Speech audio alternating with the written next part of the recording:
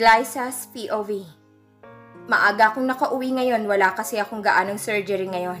Kaya yon, maaga akong nakauwi. Day off ko rin pala bukas, kaya nag-iisip ako ngayon kung anong magandang gawin bukas. Nauna na akong kumain ng dinner kasi hindi pa umuuwi si Adrian. Andito ako ngayon sa pool area at binababad ang paa ko. Maaga kaya yata ngayon. Napalingon ako nang may sumulpot sa likuran ko. Tinanggal niyang sapatos at medyas niya at umupo sa tabi ko. Hindi ka ba kakain muna? Tanong ko. Base kasi sa suot niya ay kadadating niya pa lang. Hindi naman ako nagugutom. Ikaw? Nakakain ka na ba? He asked. Oo, kanina pa. Malumanay na saad ko. Ang tamlay mo naman ata. Pagod lang ako. Day off ko pala bukas. That's nice. At least you can rest. Ani niya. Pwede ba akong dumalaw sa company niyo? Hindi ko alam pero yun ang biglang lumabas sa isip ko. Sa company? Why? Wala lang. Maiinip rin lang naman ako dito. Bibisitahin ko na lang rin si Rose and also gusto ko ring makita yung Isabel. Wika ko sa kanya. Napangisi naman siya. Kaya napakunot ang noo ko. Okay, sure. Sabay tayo bukas. Nagpaalam muna siya sa akin na magpapahinga na siya. Kinabukasan ay isang sasakyan lang ang ginamit namin papunta sa company ni na Adrian. Nauna siyang bumaba at pinagbuksan niya ako ng pinto. Napangiti ako sa small but sweet gestures niya. Nagpasalamat ako at sabay kaming pumasok. Kahit ilang beses na akong nakapunta dito, hindi ko pa rin mapigilan na mapamangha sa ganda ng lugar. Sinalubong kami ni Mr. Valdez at Rose. Good morning, sir and ma'am. Wika ni Mr. Valdez. Napangiti naman ako nang makita si Rose. Nag-good morning din ako kay Mr. Valdez at lumapit sa kaibigan ko. Rose! Excited na saad ko. Niyakap ko siya at ngumiti. Sinanyasan niya pa ako na hinaan ko raw ang boses ko. Glyza, mauna ka na lang muna sa office ko. Nandito kasi si Daddy, mukhang may importanteng meeting kami. Okay lang ba sa'yo? Tanong ni Adrian. Sure, no problem. Hihintayin na lang kita sa office mo. Ipapahatid ba sana ako ni Adrian kay Rose, pero sabi ko ay kaya ko naman. Nagmamadali kasi sila, baka importante nga. Sabay kaming lahat na sumakay sa elevator pero bumaba rin sila sa 5th floor.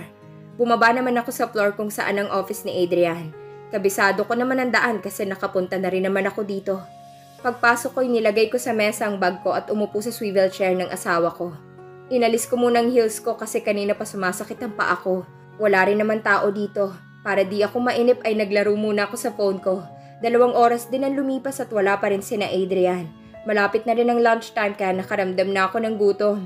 Napaayos ako ng upo nang may narinig akong papalapit sa office. Naririnig ko rin ang boses ni Adrian. Sinuot ko ulit ang heels ko at tumayo. Tama-tama lang kasi pumasok na sina Adrian, Mr. Valdez, pati na rin ang daddy ni Adrian. Hello, Iha. Wika niya at nakangiti akong nilapitan. Hello po, Dad. Nakangiting saad ko at yumakap sa kanya. It's nice to see you here, Iha. Ang sweet mo naman para samahan ng asawa mo sa trabaho. Wika ng dad ni Adrian at parang tinutukso pa kami ng anak niya. Of course, Dad.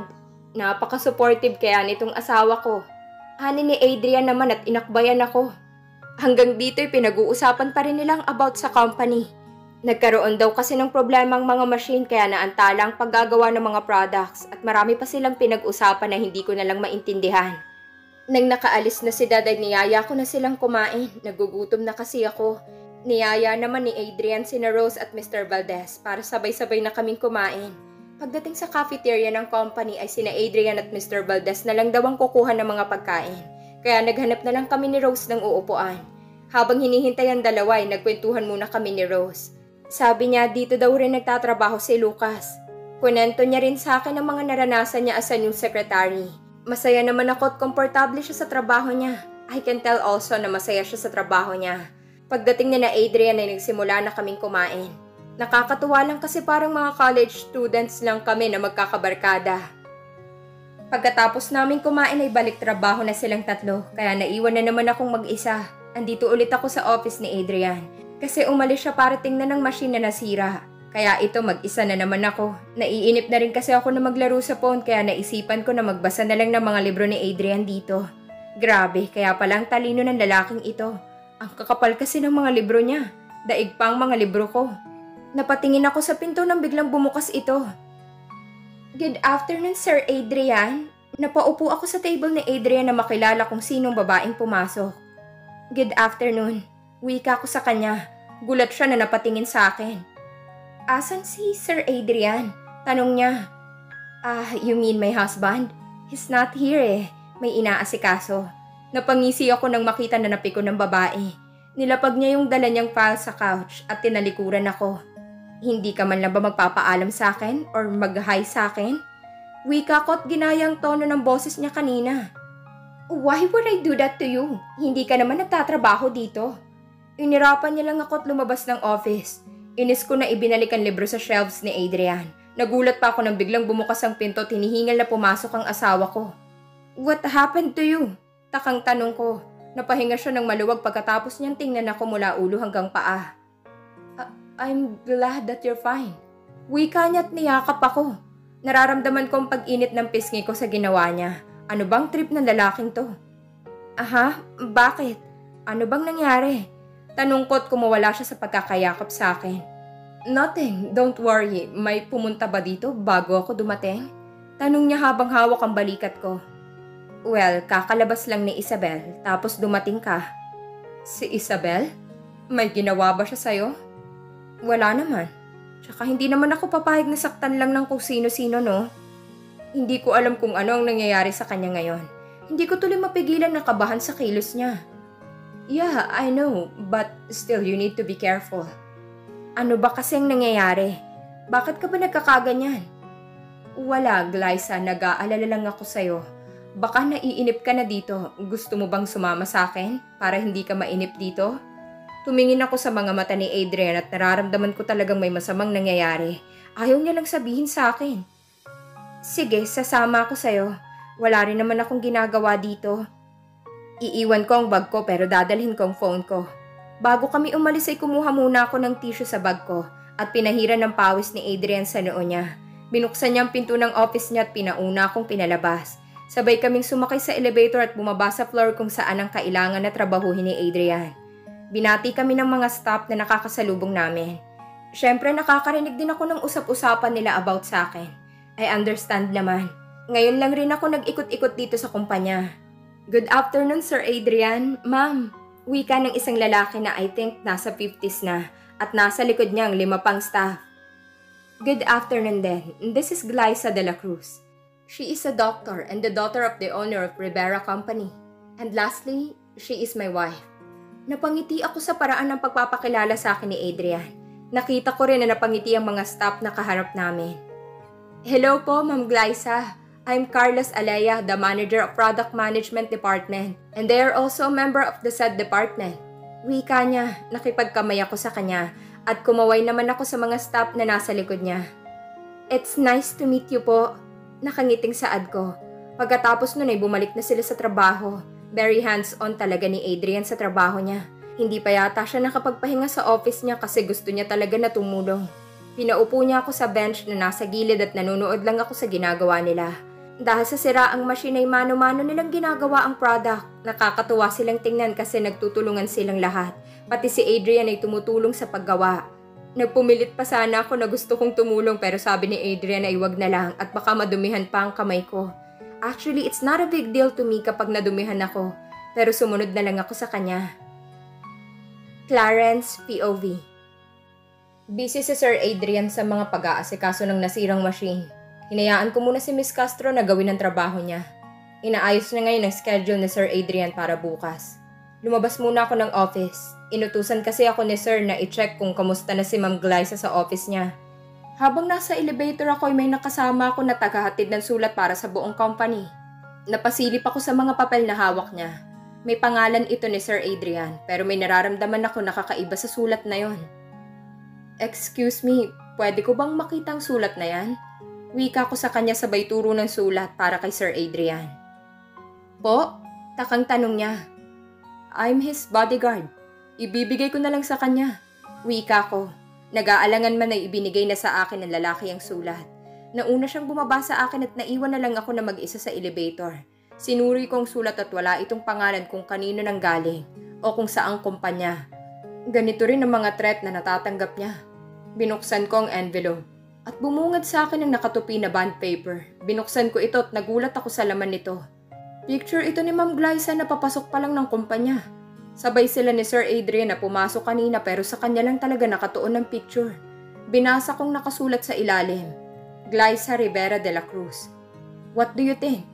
Do you want me to meet her? She looks pretty by the way. Tiningnan ko kung nasa ilang floor na ako. Nasa floor na ako ng office ni Sir Adrian. Papasok na sana ako pero narinig ko na parang may kausap si Ma'am Glyza kaya bumaba na lang ako at hinanap si Sir Adrian. Binigay ko sa kanya ang sulat na nakuha ko at mabilis na tumakbo si Sir. Hindi na si Sir gumamit ng elevator bagkus ay dumaan na lamang sa hagdanan para mas mapabilis. Glyza's POV. Parehong andito na kami ni Adrian sa office niya. Natapos na rin kasing ginagawa niya kanina kaya bumalik na kami sa office niya. Nakaupo siya sa swivel chair niya habang ako'y nakaupo sa couch. Sabi niya ay maya-maya uuwi na rin kami. Tinatapos niya lang pirmahan ng mga files na hinatid kanina ni Isabel. Speaking of that girl, hindi na siya bumalik. Hindi ko na rin siya nakita kanina nang nasa labas kami. Nagugutom ka na ba? Malapit na rin naman ako matapos dito. Wika niya habang nakatingin sa mga papeles. Oo, pero I can wait naman. Don't worry about me. Take your time. Saad ko. Kanina pa nakauwi si Rose. Si Mr. Valdez naman ay andito pa rin. Uuwi lang daw siya kapag nakauwi na kami. Are you sure? Pwede naman kitang orderan ng pagkain online. Hindi na, baka kasi nagluto si Yaya Celia. Hindi na rin siya nagpumilit at itinuon na lang ang pansin sa ginagawa niya. Isang oras din ang lumipas at niyaya na niya akong umuwi. Inayos niya muna ang table niya at sinuot na ang suit niya. Kinuha ko na rin ang bag ko at sabay na kaming lumabas. Paglabas namin ng kumpanya ay nakahanda na sa harapan namin ng sasakyan at nakita rin namin si Mr. Valdez na nakatayo sa gilid. Ingat po kayo, sir at ma'am. Wika nito. Bilib rin talaga ako sa loyalty nitong si Mr. Valdez. Nararamdaman ko talaga na may care siya sa kumpanya, lalo na kay Adrian na boss niya. Thank you for today, Mr. Valdez. Ingat ka rin sa pag-uwi. Nakangiting saad ni Adrian. Ngumiti lang si Mr. Valdez at pinabuksan ako ng pinto ng sasakyan. Thank you, I said.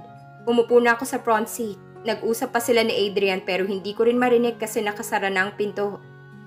Karen's POV. Maaga akong nagising dahil nag-text sa akin si Luis. Gusto niya raw akong makausap and after daw nito ay hindi na siya mangungulit sa akin. Gusto niya lang daw na makipag-ayos lang sa akin. Pumayag na lang rin ako. Hindi naman pwede na habang buhay ko na lang siya iwasan. May pinagsamahan rin lang naman kami. Simple lang ang sinuot ko, naka-jeans ako at plain na white t-shirt. Ponytail lang rin ang ginawa ko sa buhok ko. Sinabi ko rin kagabi kina Rose at Glyza na makikipagkita ako ngayon kay Luis. Sa una ay tutol pa sila at gusto pa nila akong samahan. Sinabi ko sa kanila na kaya ko naman at hindi na nila kailangan na mag-alala pa. Tinext ko na si Luis na sa cafe kami makikita. Pagdating ko sa cafe ay nakita ko agad si Luis. Hindi kagaya ng huli naming pagkikita na magulo siyang tingnan. Ngayon ay maayos na ang damit niya at mukhang nagpagupit rin siya, which is bagay sa kanya. Oh, you're here, ani niya at tumayo. Sorry kung nalate ako, medyo traffic kasi. It's okay, no problem. Please have a seat, Karen. Lumapit na ako sa table kung saan siya at umupo sa upuan. Tinawag niya ang waiter at pina-order niya ako ng gusto kong drinks. Ayoko rin naman na sayangin ang oras mo, kaya sasabihin ko na lang ang gusto kong sabihin ngayon. I'm sorry sa ginawa ko, Karen. Hindi ko rin naman itatanggi na nagkamali ako sa'yo. I admit that I cheated on you. I'm sorry rin na kinukulit kita noon. Kahapon lang kasi ako nahimasmasan sa kalokohan na pinagagawa ko. Ani niya na napatawa sa sarili. It's okay, Luis. Siguro ito rin ang sign sa atin na hindi tayo para sa isa't isa. Siguro may tao na nakatadhana sa'yo o sa'kin. Para makatagpo natin ang tinadhana sa atin ay kailangan muna nating maranasan ang lahat ng ito. So this is the end of us? Wika ko. Can we still be friends? Sure, why not? Diyan rin naman tayo nagmula, di ba? I smiled at him. Thank you, Karen. Nakikita ko sa mga mata niya na sincere siya sa mga sinasabi niya at ganoon din naman ako. Kailangan rin naman nating matutong magpatawad para makapagpatuloy tayo sa buhay. Pagkatapos ng pag-uusap na yon ay napagpasyahan ko na mamasyal na lang muna. Ayoko rin namang umuwi na kasi ang aga pa naman. Pumasok ako sa isang shop ng perfume. Ubus na pala ang huling binili ko dito na perfume. Kumuha ko ng sample sa gilid at sinubukan yon. I think mas bagay to sa'yo. Wika ng boses ng lalaki. Really? Tumingala ako at ang akala ko na salesman ay si Randy pala. Hi, ngumiti siya sa akin habang hawak ang isang perfume. Anong ginagawa mo dito? Well, namamasyal. Hindi ko alam kung bakit patanong ang sinasagot niya sa akin. Hindi ka yata busy this week Napapadalas ang pamamasyal mo Wika ko at inamoy ang sample ng perfume na hawak ko.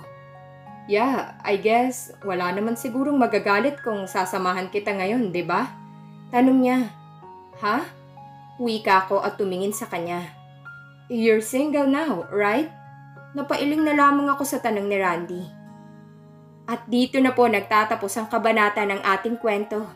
Please like, share, subscribe for more updates. Maraming salamat po.